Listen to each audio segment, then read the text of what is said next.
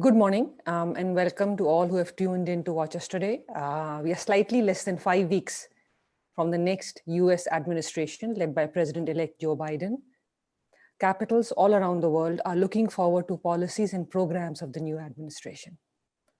Over the last few years, 4 years, there has been a strong investment in the Indo Pacific, from infrastructure and developmental assistance to military exercises, sharing of technology.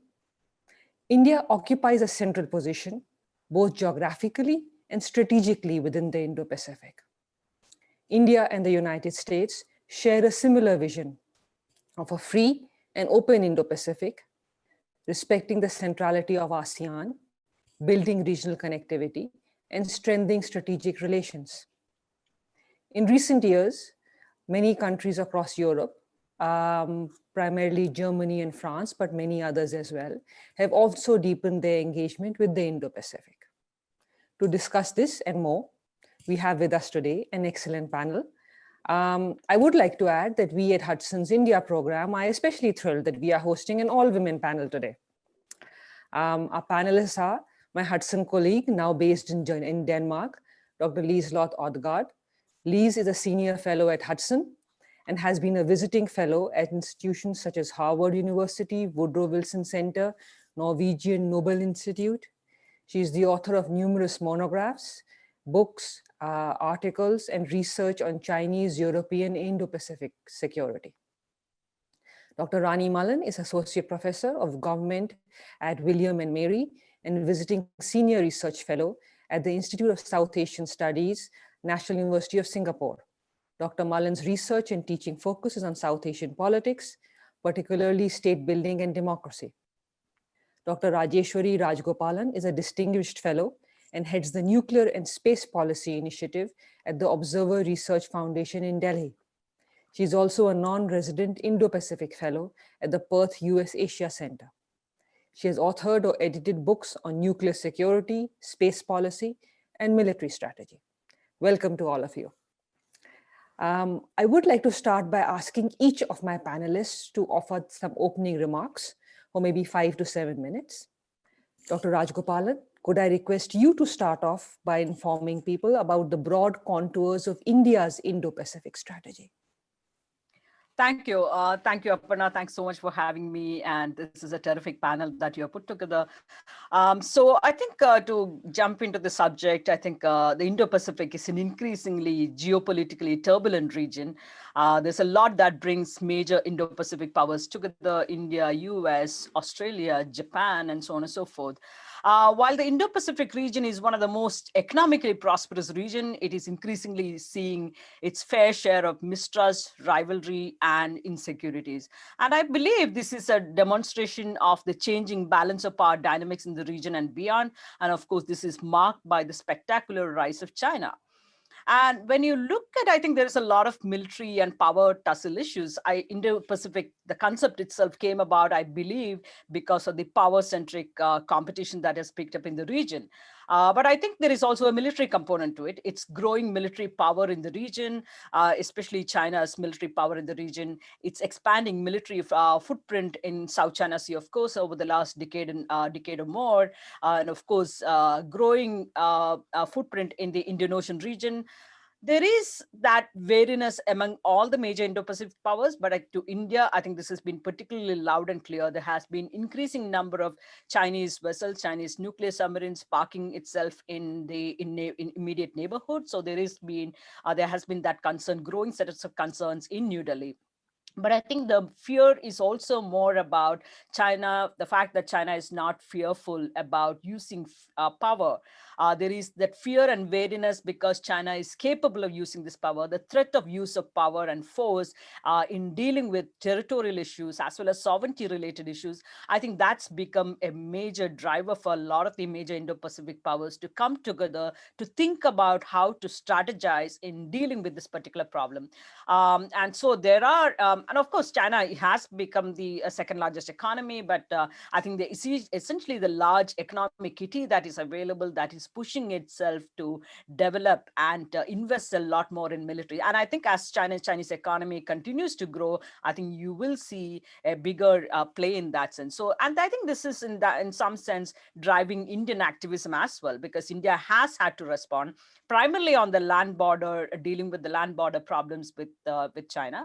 But I think India is also conscious of the fact that China's footprint in the Indian Ocean is going to be a bigger problem in the coming years. So there is, so India's activism includes the development and partnership with the Quad countries. Quad is one reflection of how China has pushed India to take some of these balance of power dynamics very seriously. And of course, the Indo Pacific concept, endorsing that concept and strategizing around that concept, I think again is a second response to it. But I think there is one key problem. Even as there is a lot of convergence among these powers, I think there is a problem in terms of how do we go about addressing this particular problem in a concrete manner. The major Indo-Pacific powers have been doing a lot of joint exercises in bilateral, trilateral, and quadrilateral sense. Especially this year, we've seen Australia joining the Malabar exercises. So you have seen these countries coming together even to do military exercises. But what beyond the military exercises can happen? And I think that is something that we need to think about. What is the next step in that regard? I also want to quickly touch upon some of the technological developments, because US-China technology competition has had its dynamics, has its impact felt in the Indo-Pacific region. Even countries like India that might not want to get into the middle of it are impacted by it. So I think I think there are two interrelated issues that I would look at it. One is, of course, the cooperation in the development of technology, so that powers inimical to free societies do not gain an undue advantage in developing such technologies. I think, for instance, technologies like advanced computing, telecommunications technologies such as 5G, artificial intelligence are some of the examples in a sense. The second, when it comes to technology, where I look at the issue of governance in a sense, the global governance of certain critical technologies and the implementation or the use of these technologies do not hinder the rights of all states and their developmental opportunities. So I think if I were to give an example, for instance, outer space has had a number of treaties and mechanisms in place, but I think they also are lagging behind in terms of their ability to deal with contemporary challenges. So we need new norms, we need new rules and regulations. But I think the great power competition has become so much that it is become so challenging, so difficult to build consensus, build agreement among the major powers to develop rules of the road. So I think those are some of the problems that we are seeing in that sense, broadly within the Indo-Pacific sphere of when you look at some of these problems in the Indo-Pacific area-wise, in a sense. I hope that makes sense to you. Thank you, Dr. Rajagopalan. I'll come back to you. Dr. Odegaard, if you could provide us with an overview of how Europe looks at Indo-Pacific and maybe touch on how it sees its relations with India. Sure, thank you. I would say that Europe has been fairly slow to take on board the Indo-Pacific concept, even though, of course, they have long-standing interests in Asia and most of the countries there. But it took them a while to accept that term, probably because of the strategic military security implications of the concept. And France has been a first mover, I would say, in the Indo-Pacific and in recognizing the importance of also having a military presence there. France published its Indo-Pacific strategy in 2018, but it was followed this year by countries such as Germany and the Netherlands, who also now have Indo-Pacific strategies. And I would argue that the fact that the main drivers of Europe's development, which is Paris and Berlin, the fact that they both have Indo-Pacific strategies by now signals that Europe as a whole will develop an Indo-Pacific strategy in coming years, that will support existing efforts to give Europe an Indo-Pacific footprint. As mentioned, France has very much been a first mover, and since 2016, it has tried to mobilize support for an annual European deployment in the Indo-Pacific, because as the previous speaker mentioned, the Indo-Pacific has been very much about military deployments and security. France has had to walk a tightrope between working with the US and its partners to give Europe a defense footprint that is taken seriously, while also at the same time sticking to a European policy of maintaining cordial relations with China. But nevertheless, the German and Dutch publication of Indo-Pacific strategies signals that France is succeeding in this difficult effort. I would argue that economic and security developments drive this development because it makes the Indo-Pacific the center of gravity for Europe as for everyone else.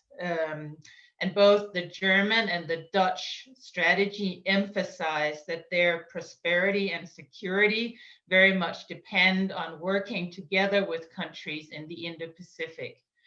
And also with an increasingly skeptical approach to China, there is also agreement in Europe that it is necessary to diversify trade and supply ties to countries in Asia, so that Europe will become less dependent on China.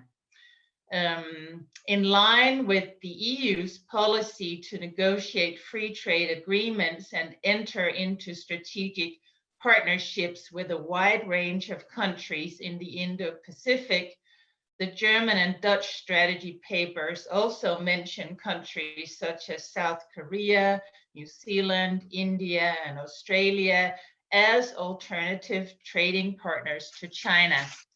And like France, Germany, and the Netherlands also do not want to be too dependent on the United States anymore, because they realize that being caught up in US-Chinese strategic battles have high costs for Europe, and it also undermines European interests. So that's another factor that pushes Europe to have a wider network in the Indo-Pacific. The German strategy, interestingly, also includes a military element. It states that the intention is to expand its security and defense cooperation in the Indo-Pacific and participate in maritime exercises. And as a result, the German frigate Hamburg is to be sent to the Indo-Pacific in 2021.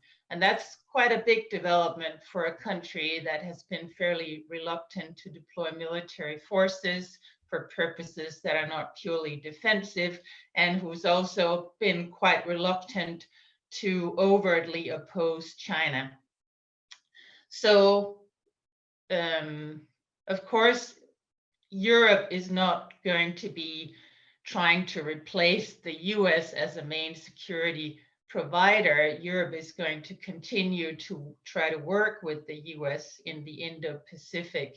It would also continue to emphasize economic engagement in the Indo-Pacific over more military engagement.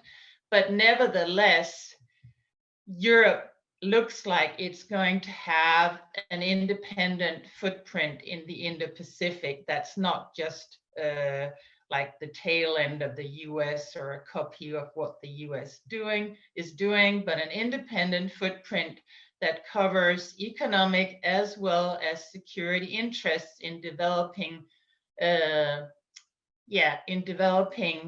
and protecting their interests in the Indo-Pacific. Thank you, Dr. Odegaard. Dr. Mullen, if I could now turn to you and ask you to share your thoughts on how you from the United States view the Indo-Pacific, India's role. Thank you.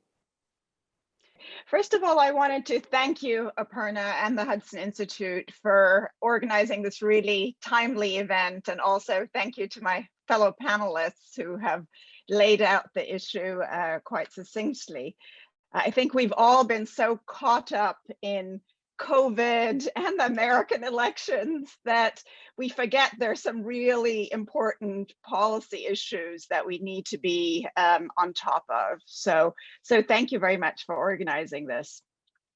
On the US and Indo-Pacific, while a recognition of the growing importance of the Indo-Pacific region can of course be traced back to the Obama administration, it was the Trump administration which came up with a rebranded free and open Indo-Pacific concept in late 2017. And of course, with that also, they expanded the geographic definition of what this region encompassed, which was from the coast of California to the eastern shores of Africa. Yet while this aspirational goal was to be pursued by working with regional allies, and the Trump administration did create several initiatives to work with partners to counter China's forceful behavior in the region, the actual implementation of the free and open Indo-Pacific strategy was, as we know, held back by President Trump, who often preferred to go it alone with his America First idea. And he had no qualms about alienating some of America's oldest allies in the region. I think, it's also important to keep in mind that Trump's periodic cozying up to authoritarian leaders in the region, like North Korea's Kim Jong-un, after all, who can forget Trump gushing with praise for him during the 2018 Singapore summit while ignoring his human rights record? These kind of episodes have severely undermined American soft power globally, but of course, also in the Indo-Pacific region. So what can we expect then in terms of the incoming administration's approach to the Indo-Pacific? I think there'll be much continuity of the strategy, but in terms of how they will approach it, I think there will be a change. And let me be a little bit more specific about that. US President-elect Biden is likely to change or even reverse some of President Trump's policies, but the core of the Indo-Pacific strategy, which is to counter China's strong arm tactics in the region, is likely to be one of the few Trump administration's policies which will likely remain the same. What is very likely to change with the incoming Biden administration is how that policy is pursued. President Trump and his administration talked about strengthening partnerships, but we know that he too often went solo and thought little of alliances, such as the Trans-Pacific Partnership. So President-elect Biden is, we know from his previous work and his previous offices that he has occupied, that he's a great believer in multilateralism and alliances and partnerships. So I would say that we are much more likely to see a strengthening of alliances to push back against China's tactics in the Indo-Pacific. Some of these tactics, of course, are quite coercive. But I think we will see that President-elect Biden will continue the hard line vis-a-vis China and put greater emphasis on building partnerships in the Indo-Pacific.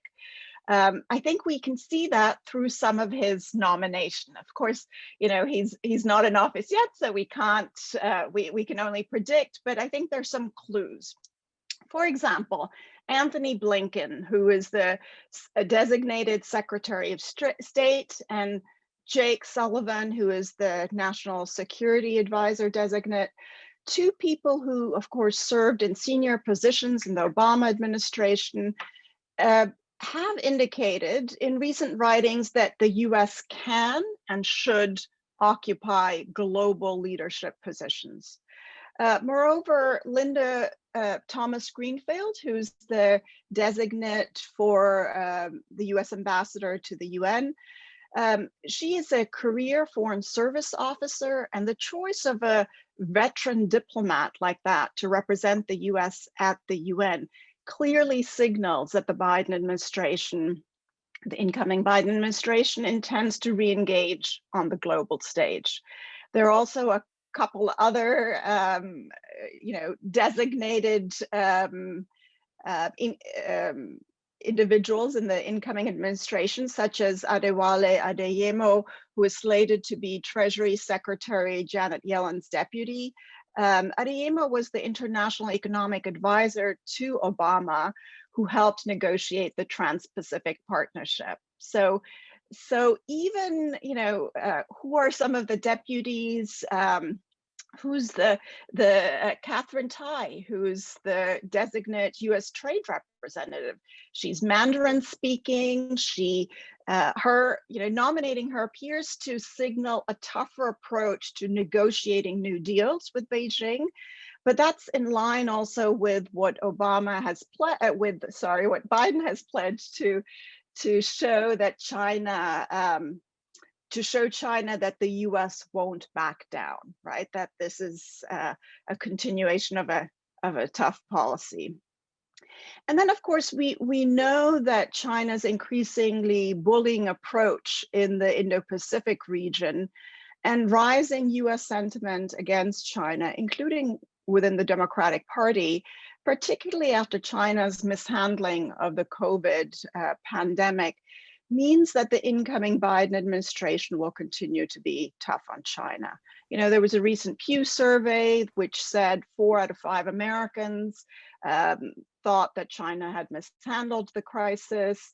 Our fellow panelists have also talked about China's aggressive incursions into India along the border in the Himalayas. There's been ramping up of aggression against Taiwan and Hong Kong.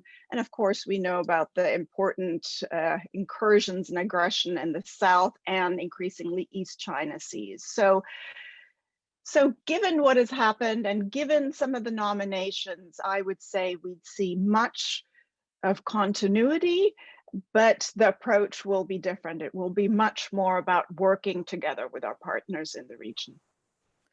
Thank you so much, Dr. Mullen. Thank you to all of you. You've actually sort of covered the question I wanted to also ask on China. So what I will now do is I will try and sort of, ask each of you to elaborate further on a few issues. First, Dr. Rajgopalan, I was hoping that you could, in your opening remarks, you talked a lot about, the cooperation on the military and the technological front, and you spoke about both, the digital and let's say the bilateral technology part, information technology, but also the global goods, cyber, space. And so I was hoping to ask you to talk a little, in the last 4 years, or let's say last 8 years, has there been an increase in collaboration within the Indo-Pacific countries on this front? And do you think there are areas it can continue, or do you see challenges coming unless there's sustained endeavor or, sort of specific policies implemented? Thank you for that terrific question. I think essentially China's rise and the strategic uncertainties associated with has, of course, created the imperative for a number of countries to come together. And some of the technologically capable powers such as Australia, Japan, US, India, to come together to shape a more stable, secure, and prosperous Indo-Pacific. And I think in terms of technology collaboration, I think it's been mostly bilateral in some sense when you look at it, whether it debate is India-US space cooperation, India-US collaboration, conversations on cyber issues, and so on and so forth.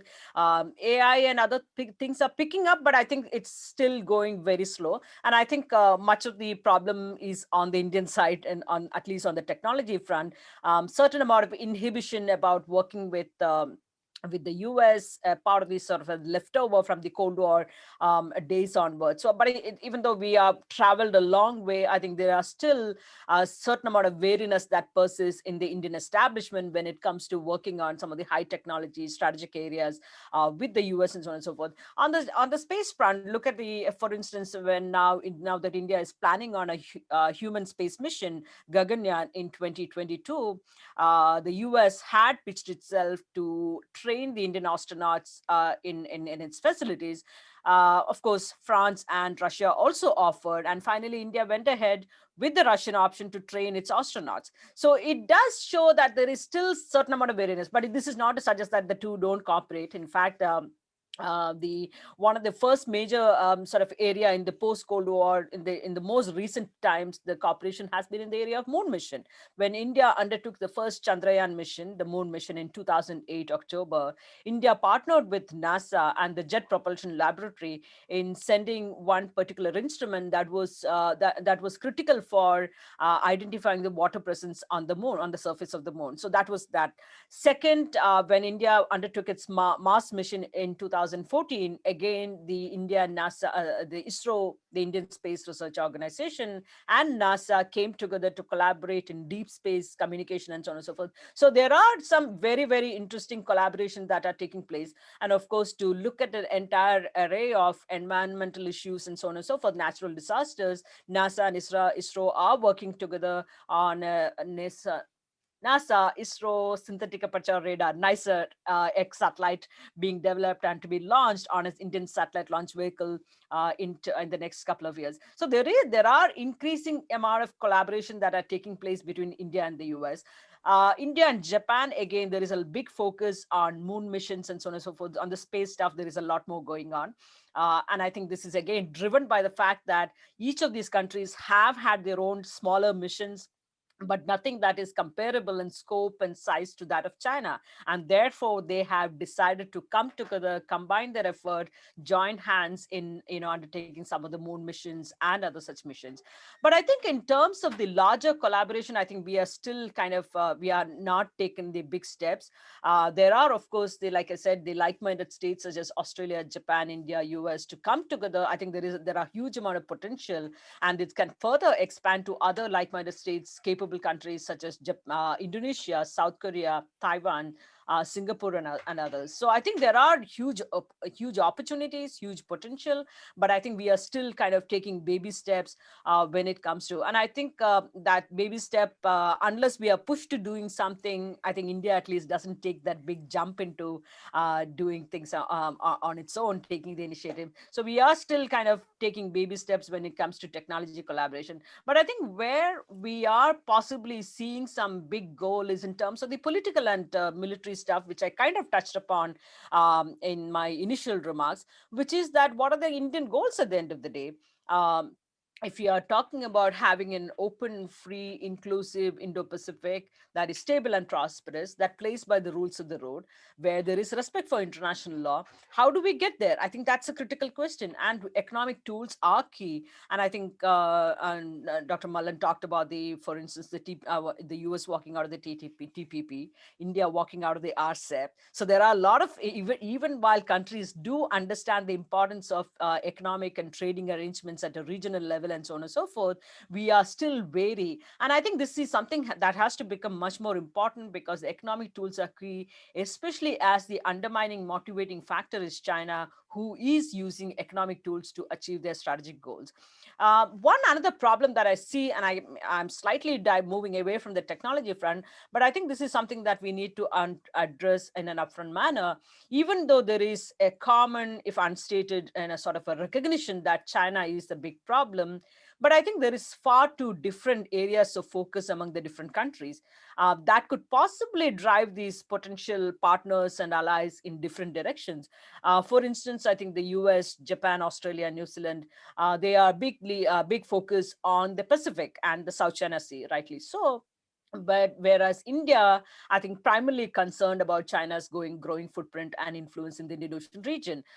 So I think therefore, one issue that needs to be resolved is to how to bring about a sort of a more effective Indo-Pacific strategy by developing closer coordination among the Indo-Pacific partners. And I think even if they are all about China, but how do we bring about some sort of a coordinated understanding on this Chinese concerns and I think that clarity in that understanding could actually push for some burden sharing. Obviously, that's a long way off, but I think unless we take the first step of developing some sort of a coordinated approach, even talking about burden sharing would be a sort of a meaningless thing. But I think that's a next step that is needed in that sense. So in pursuing the Indo-Pacific strategy for India. Thank you, Dr. Rajgopalan. I may come back to you sort of in the next round for further elaboration on a few issues. Dr. Odgaard, I was hoping to sort of, draw you out on, the notions of, you've written a lot and you've spoken on panels that I've been on about the need to uphold a liberal international order and how for Europe, in many ways, maybe, the economic dimension and the desire to hold up a liberal international order are some of the important areas when it comes to Indo-Pacific. If you could elaborate a little bit on that. Thank you, Aparna, for the question. It's a very good question because if you look at it superficially, there's a lot of support for liberal world order also in the Indo-Pacific. But we also have to remember that there is a diversity of countries there. And a lot of the contents of liberal world order hasn't really taken root in the Indo-Pacific.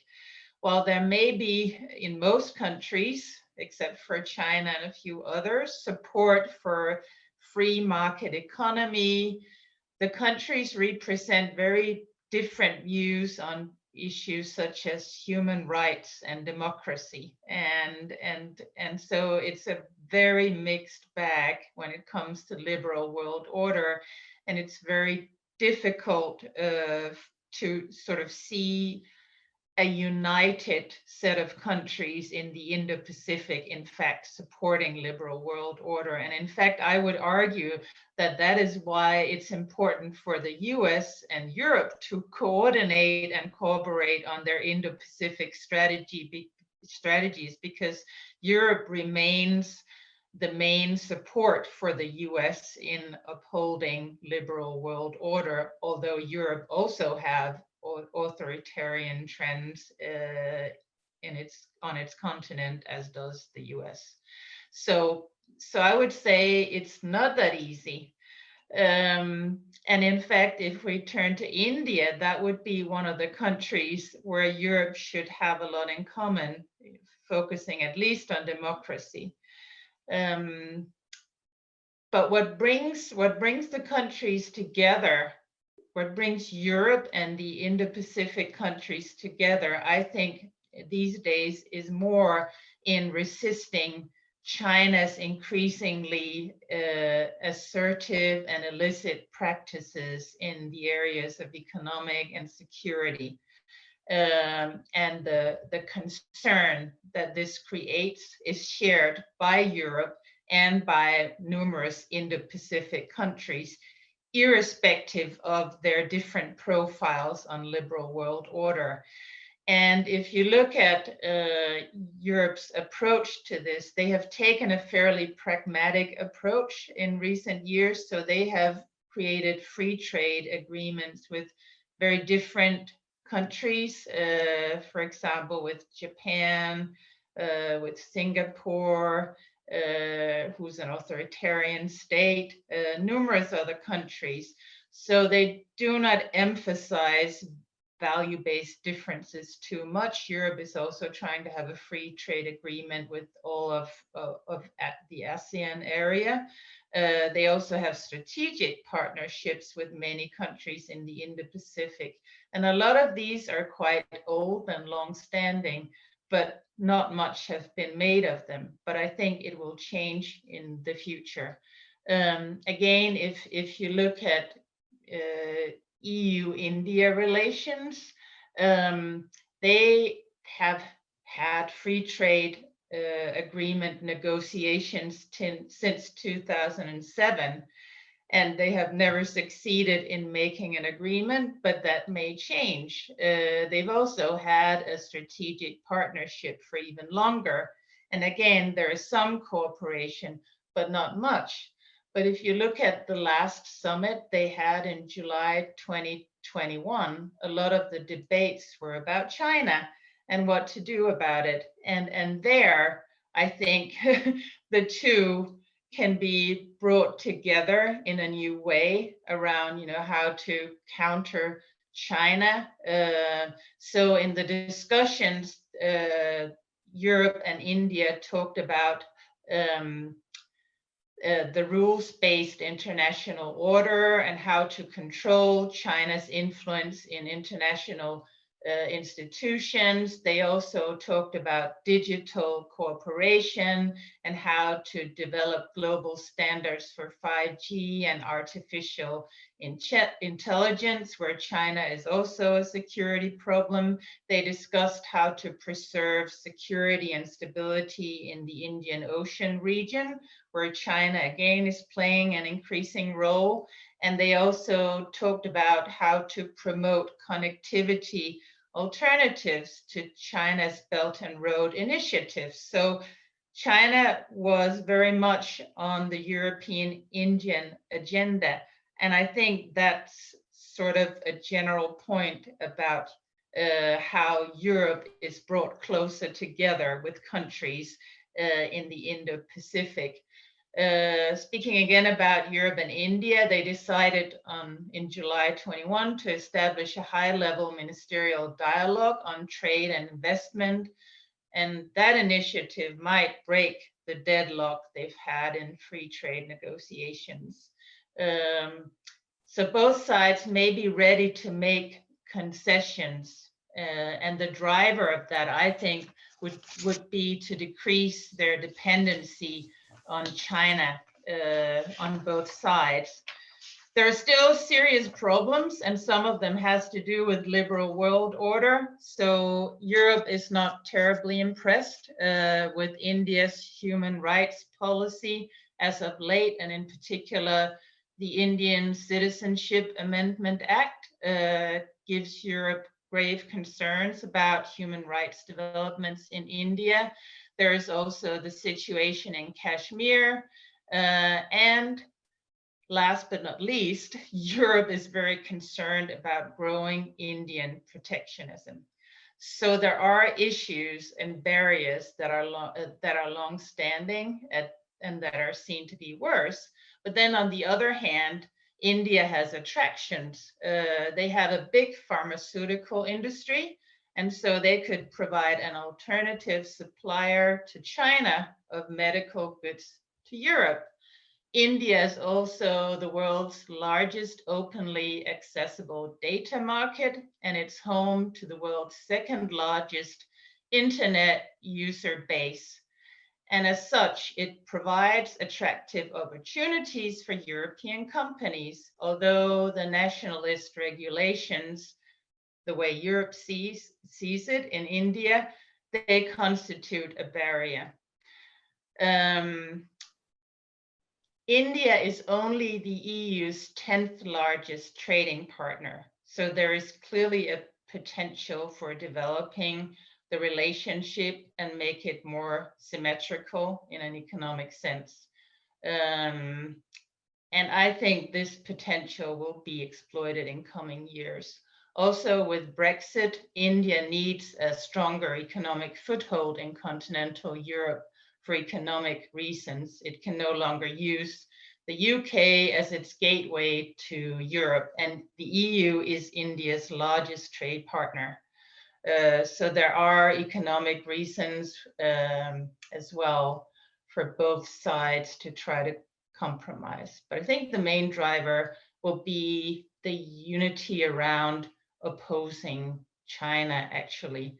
And for Europe, that will mean a more pragmatic and a more interest-based approach to Asia, and more willing to cooperate and have close relations with states, even if they don't live up to European conceptions of human rights and democracy.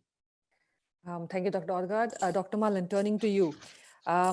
You've written a lot and you have researched a lot on state building exercises, on building on soft powers. I was hoping that if we look at Afghanistan, for example, where the US is sort of there's a military drawdown, it's going to leave the region.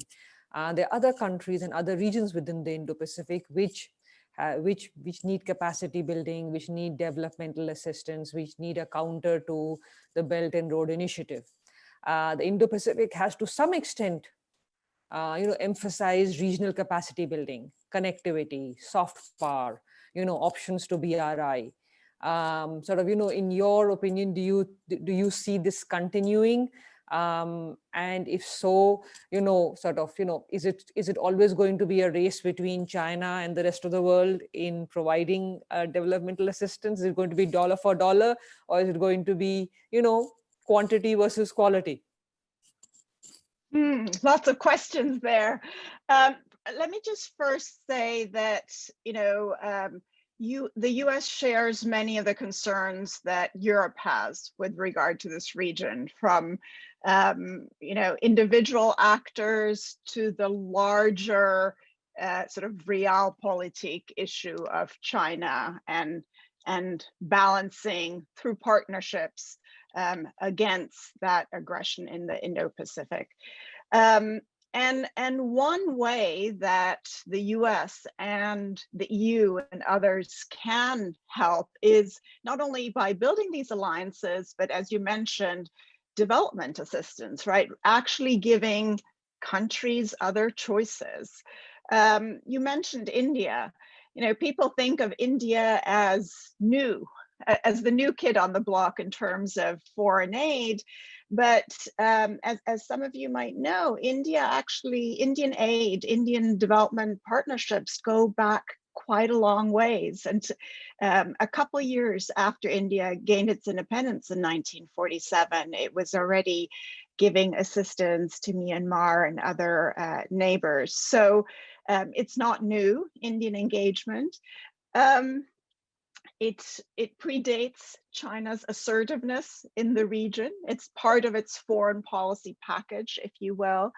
But quite a bit has changed in terms of Indian foreign aid. So let me just sort of as a backgrounder say a couple words about Indian aid, Indian development assistance, and what has been changing. Indian development assistance has risen substantially since the turn of the century, from a few $100 million equivalent at the turn of the century to a peak of $1.5 billion in 2014, 2015. It decreased the first few years under the Modi administration, picked up in 2019, 2020, and then decreased in the current budget to about $950 million. But I've always made the argument that because foreign aid from any country, including from India, is often used to purchase goods and services from that country, from the donor country. For example, India gave Afghanistan $100 million to build the Afghan parliament building, and Afghanistan then used that contract to purchase materials, contractors from India to actually help build that building. So because this is the case, it makes much more sense to compare aid using purchasing power parity, because $1 of Indian aid simply buys more than $1 of US aid. And so if you use PPP to compare, then India and India's foreign engagement through development assistance partnerships is much larger. So for example, in 2016-17, India provided 1.4 billion US dollars equivalent in grants and loans. But if you use that formula to convert it into purchasing power parity, it comes out to 5 billion US dollars. By comparison, in the same year, Australia, one of the other main actors in the Indo Pacific, gave 3.8 billion Australian dollars, which in PPP terms was 2.6 billion, or about half of what India gave in that same year in PPP terms. So India is increasingly a large actor in the region in terms of development partnerships. It's much more diverse in how it engages and which countries it engages in. And increasingly in the last few years, it has started focusing on the Indo-Pacific, where competition with China and where countries are increasingly feeling that they have less opportunities in other places to turn to, right? So India has been engaging much more in the Maldives, in Myanmar, where we know China also has quite a footprint. But India, of course, cannot match China's deep pockets, right? There are very few countries which can. And so it has started using some of China's development assistance methods in terms of ramping up its line of credits. Today, India has over 25 billion US dollars in open line of credits. But I also want to be clear that neither India nor have other countries engaged in the kind of debt trap diplomacy that has led countries from Myanmar and Sri Lanka to Pakistan and Kenya to Australia, in fact, to turn over land in the form of 99-year lease agreements, or to actually even cede substantial land to China, as in the case of Tajikistan. So China has enlarged its territory in the region. It has built what looked to me like imperial outposts through coercive tactics that no other donor has since World War II. India has also been engaging in building up its soft power by giving development assistance to rebuild Hindu temples at Angkor Wat in Cambodia, or, for example, the Afghan parliament building, which I already mentioned. Some of these projects are not very large if you just look at them in dollar terms, right? But they send a message of India supporting a democratic country in the region and giving grants, right? All of India's aid to Afghanistan is in the form of grants. China doesn't give grants, and its footprint is mostly economic and often with coercive tactics and strings attached. So certainly much of India's foreign aid engagement in the Indian Ocean Rim countries is, to go back to the topic of China, is really with the aim of countering China's growing presence in places like the Maldives or Sri Lanka.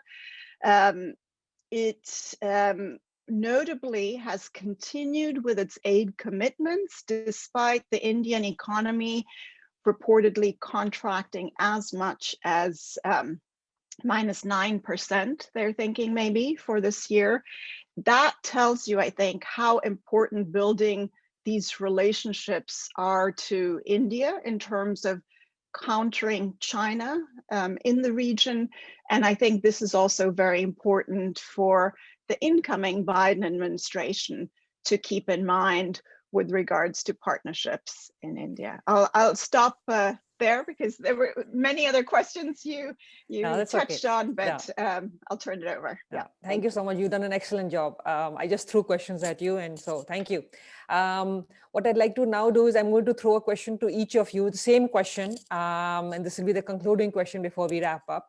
So, you know, as Shakespeare said, a rose by any other name smells as sweet. So let's say the Indo-Pacific is no longer called the Indo-Pacific, and it's reverts to Asia-Pacific, or it is called some Indo-Asia Pacific. Would that really make a difference, in your opinion, to the strategy and the policy? Would the countries in the region view it differently? Would sort of, you know, or it doesn't matter what it is called, and the sort of the US-China peer competition will continue, and the rise of China will continue to force countries to, you know, more or less choose a side. What do each of you think? I'll start with Dr. Rajgopalan, then Dr. Odgaard, and then Dr. Malan.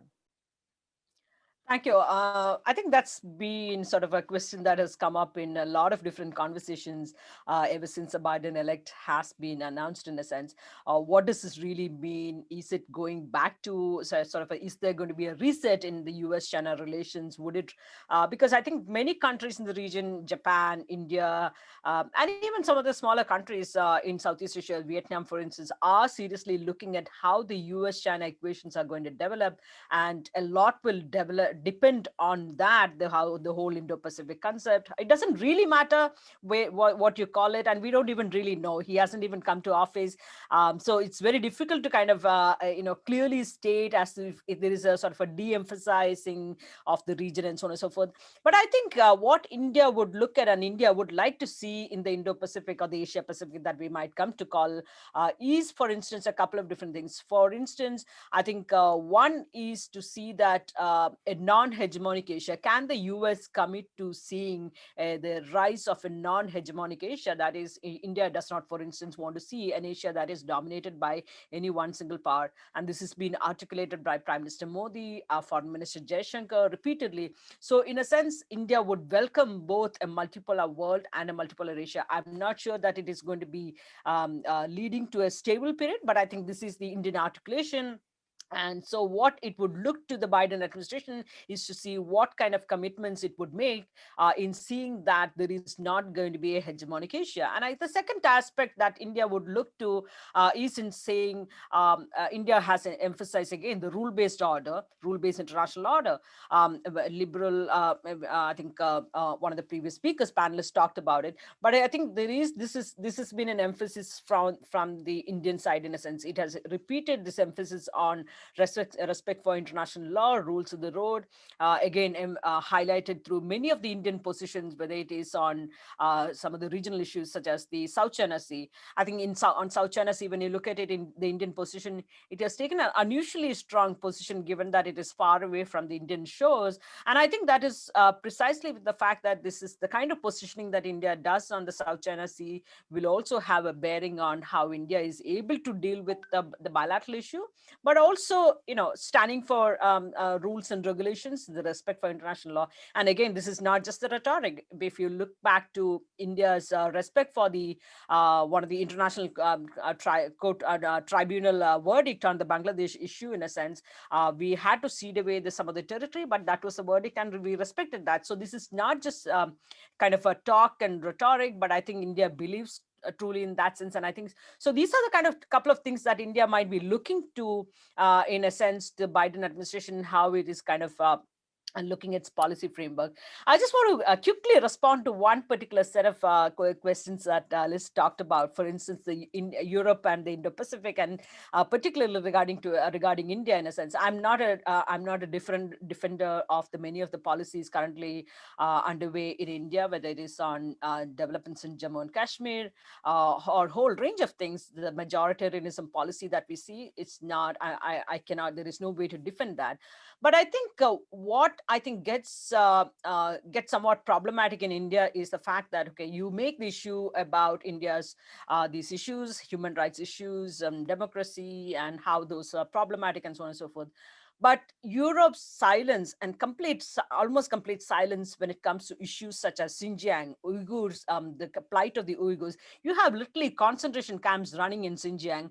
The Europe really has not really come out and talked about those issues. What about the problem in Hong Kong, Tibet? These are burning issues, and yet you do not see Europe taking a principled stand or even a policy stand. And I think that really gets India, totally as to why this is kind of a double standard. Of course, power balance and power issues really speak at the end of the day. But I think this will continue to be a problem in EU-India relations if we see that Europe is absolutely silent about some of the major burning issues when it comes to China, but is willing to take up issues. Of course, and like I said, there are serious issues, whether it is freedom of the press or human rights, developments in Kashmir. None of these are justifiable. I'm not trying to justify, but I think this is this is a point that the EU especially needs to keep in mind when it deals with issues of this kind, in a sense.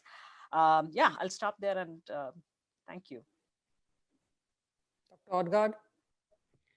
Thank you. Just to comment quickly on the human rights issue, Europe has adopted sanctions against Hong Kong, and you have to remember that on a lot of issues, the EU leaves it to the member states, and there has been a lot of pushback from Europe on all the issues you mentioned, including Xinjiang. But you can't just look at the EU, you also have to look at the member states when you pass judgment.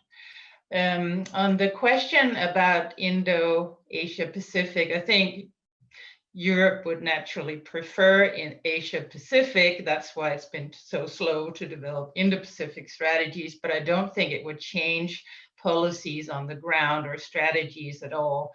Europe is very much against having to choose sides between the US and China, not because they're great fans of China's authoritarian moves and market economic policies in all respects, but because it's unhealthy to have one dominant power. And in that sense, I think, in their view, and I think that view is shared by numerous powers, like the previous speaker said, no one wants to see a hegemonic power.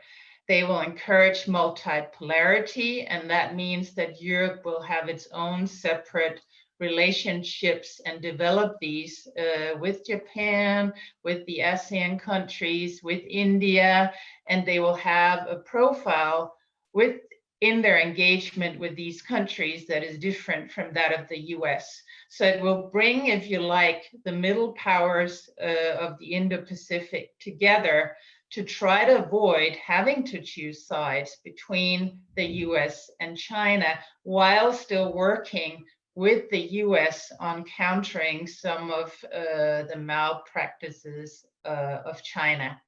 And I think that's a healthy development, because that will mean that these countries, including Europe, will have to work more on an interest-based platform, not so much on a value-based platform. And I think that's, in a way, a healthy development, and be more pragmatic about things. And I think if the US, I think, will also continue to expect more from its partners, more military, for example, contributions from Europe in the Indo-Pacific. And they agree about the objective to oppose that China becomes too dominant a military power, and that it doesn't continue with these non-liberal market economic practices. And so because that objective is very much a common objective across many Indo-Pacific and Western countries, I think that should be the important focus. And it's only natural if Europe develops a more strong and significant Indo-Pacific footprint, that it will also pursue European specific interests that are not shared by the US. But as long as that doesn't ruin the common agenda of opposing Chinese policies that both parties don't like, I don't think that should be a problem. Thank you, Dr. Odgaard. Dr. Malin, you get the last words. Thank you. You know, I am quite clear that changing the title from Indo-Pacific to Asia-Pacific is a very bad idea. And let me just say why. The change of the term that we refer to this region as, you know, Indo-Pacific, changing it might be seen here in the US as signaling a shift away from Trump and return to the multilateralism of Obama era policies, right? And I think that part of it is good, but I think that is not how it will be perceived in the Indo-Pacific. And I think that's really important for the incoming Biden administration to be cognizant of. The Western part of the Indo-Pacific in particular will not be in favor, I would say, of a change in term. Remember that the pivot, the rebounds to Asia, the Asia-Pacific policy of Obama was largely focused on, as the name implies, Asia-Pacific.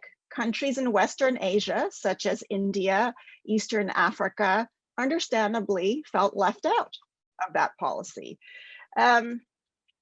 You know, I understand that there are examples of how this well thought out Indo-Pacific strategy was consistently undermined by US policy under President Trump to individual countries such as Iran. But renaming the policy to one of Asia-Pacific implies a narrowing of vision and the exclusion of issues such as, you know, we have seen China's building of a military base in Djibouti. We have seen a significant debt trap diplomacy under China from Hambantota in Sri Lanka to currently Kenya's Mombasa port. We have seen similar debt trap approaches in Western Indian Ocean countries such as the Maldives. Not to mention that the June 2020 comprehensive strategic pact between Iran and China really grew out of Trump's policy towards that country and needs a focus on that part of the Indo-Pacific. You know, it would exclude South Asia at a time when the largest South Asian country, India, is facing a major standoff with China in the Himalayas. So it would imply a narrowing of the vision and undermine the more holistic cross-regional approach that has grown under the term Indo-Pacific. I also think that a return to Asia-Pacific is a bad idea because it sends China the wrong message. It implies an old school focus on landmass rather than maritime cooperation. And it was during America's Asia-Pacific policy that China started creating islands out of nothing and changing the geopolitical map of the South China Seas. Americans might have forgotten, but Asians have not. I came to see this quite clearly when I spent a couple of years in Singapore recently. The changes to US government strategic approach with dealing with this region more holistically by, recently, for example, they renamed the Pacific Command to the Indo-Pacific Command. So you have the structures now changed and in place, applying a more holistic approach, but also because the pivot to Asia, as well as Trump's policy in the region, has done little to stem China's assertiveness, instead leaving countries in the Indo-Pacific to bear the brunt of China's aggression.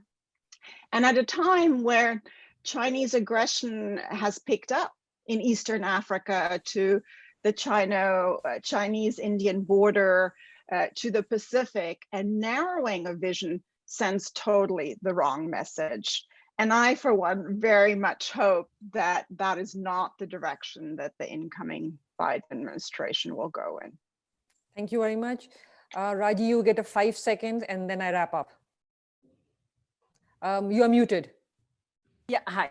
Sorry. Yeah, I completely endorse Rani out here, because I think the fact is that it's not so much about the inclusion of the in India into that became why the Indo-Pacific concept became so important. I think it is the strategically bringing together the maritime spaces of the Indian Ocean and the Pacific Ocean, which is the most critical aspect. And I think, therefore, I think that is if you go back to the Asia Pacific, I think that's a really you're taking away the importance of the strategic importance of the Indo-Pacific spaces, maritime spaces. Second, I think it'll send a terrible message to China that some sort of a reset is on China, but at the same time, Biden is actually going to be faced with going to be a dilemma on a number of different policies, because he might want to reach out to China in sort of building bridges, but at the same time, he cannot go back on a number of policy initiatives that Trump has already done, because that will be seen as a sign of weakness. So that is going to be a problem in a sense. How he handles that is going to be a significant issue. Multilateralism, the rhetoric on multilateralism is good, but I hope the US will not start believing in too much of multilateralism, because that is what happened with the Obama administration, and that ceded away a lot of strategic space to China and that at that point of time. So I think the rhetoric of multilateralism and style is good, but I think I hope the US leadership will continue to be pretty decisive in the coming years. Thank you. Thank you very much. I'd like to thank all of our panelists, Dr. Odgar, Dr. Malan, and Dr. Rajgopalan. It was a pleasure. I think we covered almost every aspect of the Indo-Pacific region. So thank you very much. Thank you so much for having us. Thank you. Thank you. And stay safe. Yeah. All of you. Bye. And great being on a panel with you. Thank you. Thank you. Exactly. Thank you. Bye.